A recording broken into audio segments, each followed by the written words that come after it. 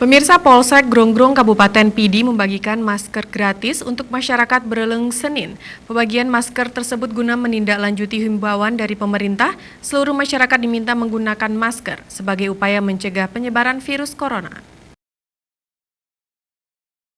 Kegiatan pembagian masker gratis ini dipimpin oleh Kapolsek Gronggrong Ibda Bagus Pribadi yang diwakili langsung oleh Babit Kantipmas Kampung Bereleng Bribka Nazarianto ST.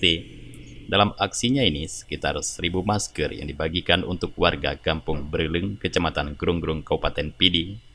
Babin Kantipmas Kampung Bereleng Bribka Nazarianto ST mengatakan, pembagian masker merupakan salah satu bentuk kepedulian Polri terhadap masyarakat untuk mencegah penyebaran virus corona. Masker kain yang dibagikan ini dibeli Mapores Pidi dari penjahit lokal dengan harga Rp5.000 per buah.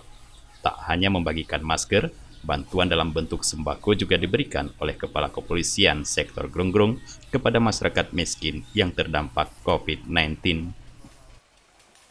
Kamu daripada masyarakat Kampung Bereleng, khususnya bagi orang miskin yang mendapatkan masker daripada Polsek Gronggrong, kamu sebagai masyarakat Bereleng, kamu lagi terima kasih berayu takdan.